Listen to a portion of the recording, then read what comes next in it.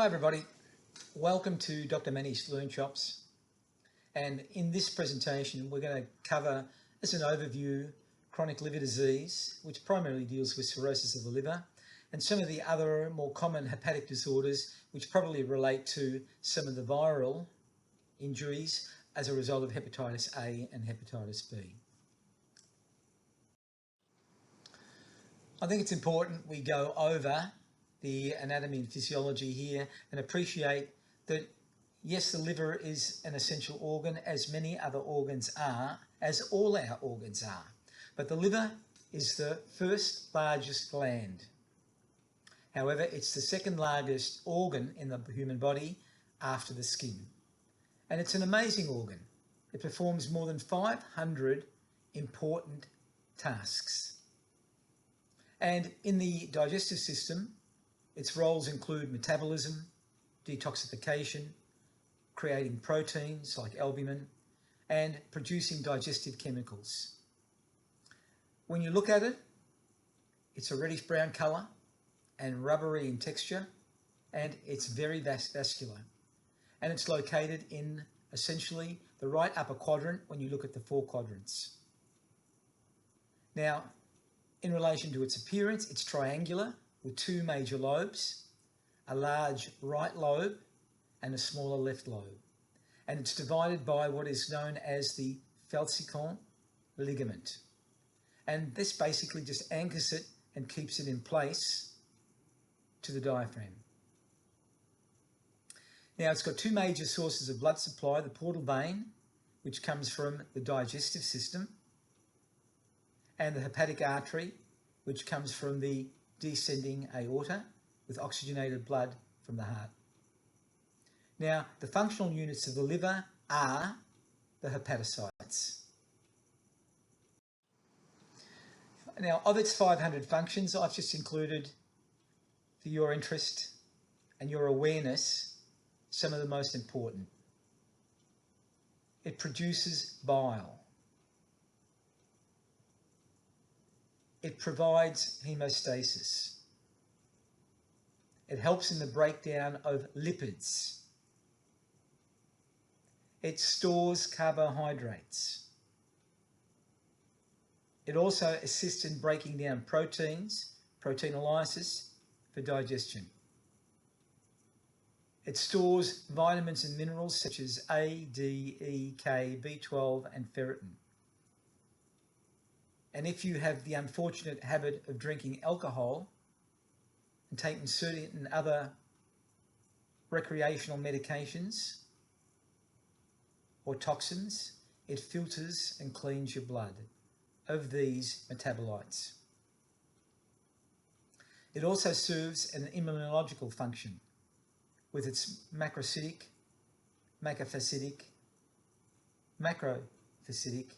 or phagocytic Kupffer cells. It produces albumin and other plasma proteins. It's important in the synthesis of angiotensinogen, and amazingly, it can regenerate itself. An amazing organ, as all our organs are. Now, when we look at liver disease, excuse me, liver disease, as an overview, can be inherited, which means genetic.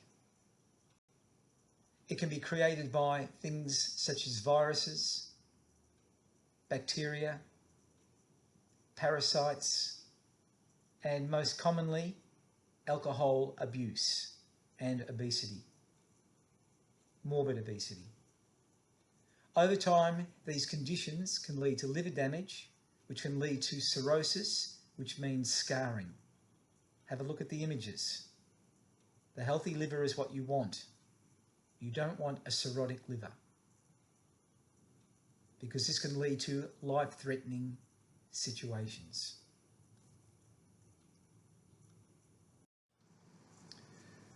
So, as we mentioned previously, the common causes of chronic liver disease include alcohol abuse. Worse if it's chronic. Or you can have fat accumulation in the liver as a result of non alcoholic fatty liver disease. And this is becoming increasingly common in the world because of our diet, especially in Western nations. And in the United States, it's the most common form of liver disease that is chronic, which essentially affects about 1/4 of the American population.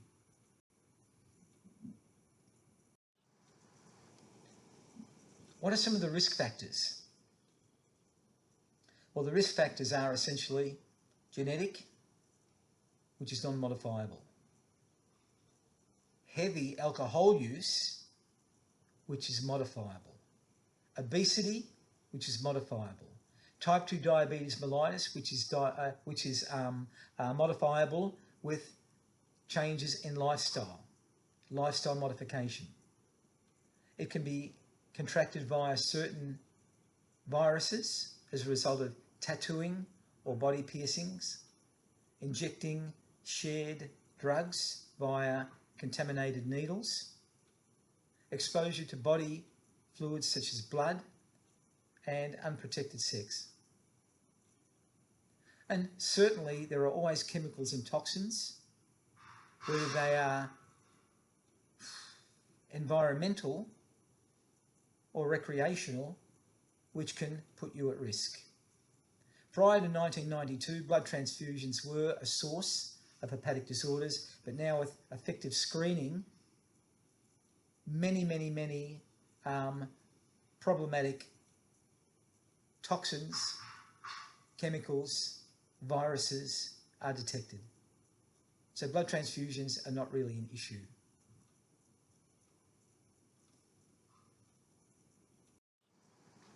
What are some of the clinical manifestations of chronic liver disease?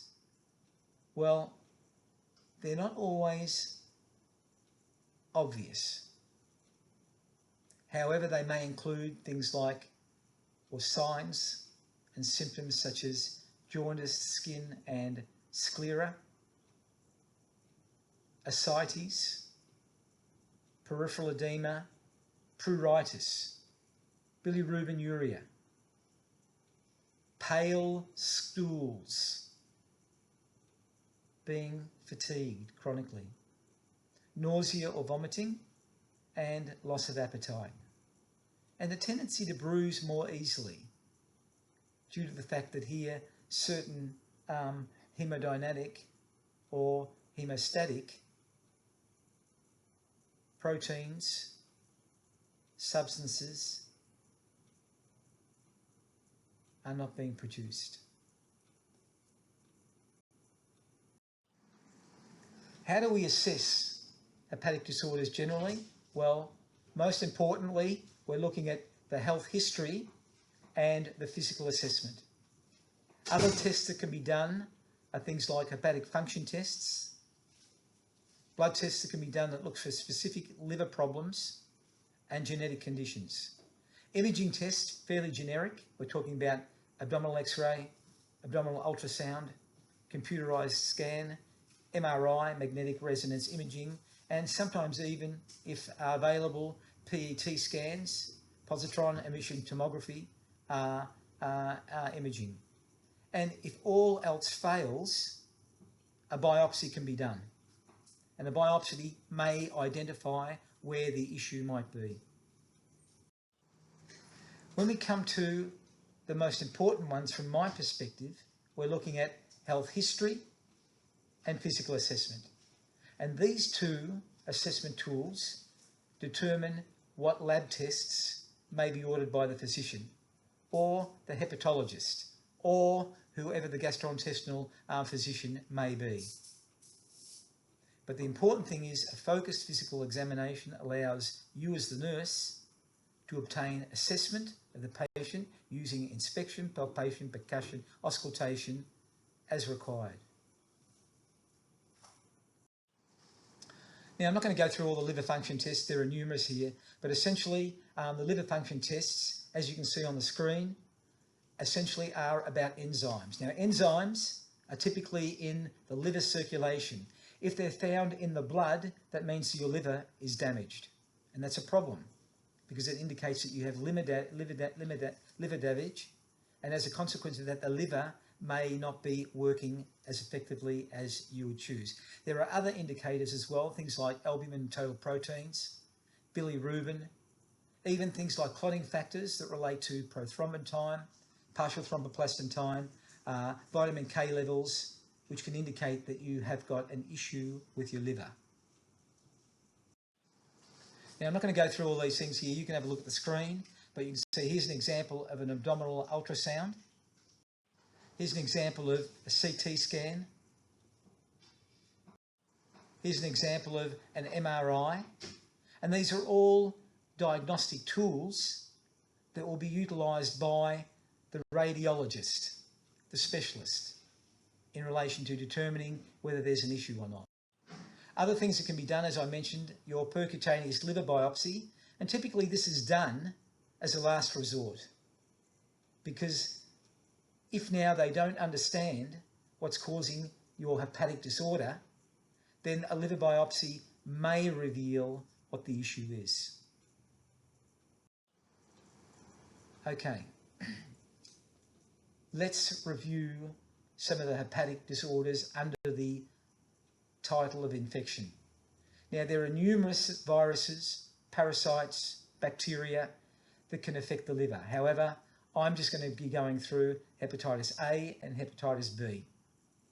And the most common one probably is going to be hepatitis B. And it's these viruses that can cause liver damage and sometimes liver failure and sometimes even liver cancer. When it comes to hepatitis B is caused by the hepatitis B virus, and there's a vaccine. There's a vaccine available that can prevent this if you're in a situation that you are at high risk. Now, hepatitis B, take note, is spread through contact with infected blood, semen and body fluids. Most commonly would be blood. Hepatitis B can be acute, which is less than 6 months, or it can be chronic, which is greater than 6 months. Having chronic hepatitis B increases the risk of liver failure, liver cancer, and cirrhosis. Most adults with hepatitis B fully recover even if their signs and symptoms are severe. But once you've got it, there's no cure. Once you're infected, you have it for life. So if you are infected with it, then taking precautions can help prevent spreading the virus to other people. What's the etiology? As I mentioned previously, common ways hepatitis B virus can be spread are through sexual contact, the sharing of contaminated needles, an accidental needle stick injury if you're a healthcare worker that is giving injections, and it can be sent from mother to child, because the hepatitis B virus can pass over the placental barrier. What are some of the clinical manifestations of hepatitis B? Well, it's variable, but typically you can be fatigued, have nausea, vomiting, right upper quadrant abdominal pain or discomfort, anorexia, a low-grade fever, dark urine, which is bilirubinuria, joint pain, jaundice, pruritus. Most children may not even have any symptoms, but there will be signs. What are some of the complications? Well, as I mentioned previously, complications include liver cirrhosis, liver cancer, liver failure, and there are other rarer conditions that involve the kidney. So, for example, hepatorenal syndrome, or you can have generalized vasculitis as a consequence of this virus.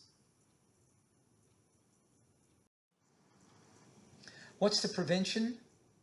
Well, how do you prevent getting the infection? Because again, remember, once you've got it for life. So prevention can be, most importantly, the vaccine. Or here, you can have antiviral medications. You can have interferon injections, which increase your immunity to fight the infection. If you've got it, unfortunately, and you're in liver failure, a liver transplant can be the definitive treatment. When it comes to the nursing diagnosis for your nurses, these are some related to NANDA, things like activity intolerance, imbalanced nutrition, impaired skin integrity, high risk for injury, disturbed body image, chronic pain and discomfort, fluid volume excess, disturbed thought processes, ineffective breathing pattern. When it comes to the goals, when looking after a patient with cirrhosis of the liver, it's important to report these signs and symptoms. It's important to maintain a positive nitrogen balance. It's important to be aware of skin to prevent pressure ulcers and reduce any risks in relation to injury, which could be related to falls, hemorrhage. It's important that you verbalise feelings because, again, you may have situations where you've got ascites, abdominal swelling, peripheral edema. You may have jaundiced skin. You increase the level of comfort, which could be analgesia. And it's important to maintain normal fluid balance so that you don't become overloaded or you don't become deficient. And be positive. And this relates to improving your mental status. Respiratory status could be affected by the fluid which accumulates in the abdomen, which could affect your diaphragmatic movement, which could affect now your respiratory function. Okay, let's review briefly. Can you name the 4 quadrants when assessing the abdomen? Because this is what allows you to identify where the liver and abdominal organs might be. So we have the right upper quadrant, the left upper quadrant, the right lower quadrant, and the left lower quadrant. And the liver is located in the right upper quadrant. Or, if you're looking at the 9 regions, the right hypochondriac region would be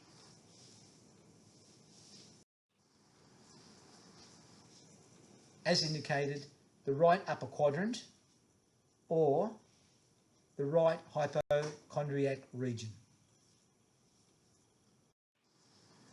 Can you give me 4 clinical manifestations, simply put, signs and symptoms associated with any liver disease or disorder? Most commonly, you would have jaundiced skin and eyes, especially the sclera. Because of plasma protein and albumin dysfunction, you're going to have ascites. You're going to have peripheral edema. Because you're not producing bile, you're going to have very pale, white, grey coloured stools. Can you give me one complication, or can you think of one complication that occurs with hepatitis B? And there's nothing difficult about this, okay? So therefore, the main complication is going to be cirrhosis of the liver, liver cancer, liver failure, and again, other rarer conditions, things like renal disorders, hepatorenal syndrome, or generalised vasculitis over all areas of the circulatory system. Okay, thanks everybody. If you found this session of any benefit, please recommend it to your colleagues. And you can check out any other Dr. Manny Learn shops on the YouTube. And if you found them of any benefit, please subscribe. Take care and God bless.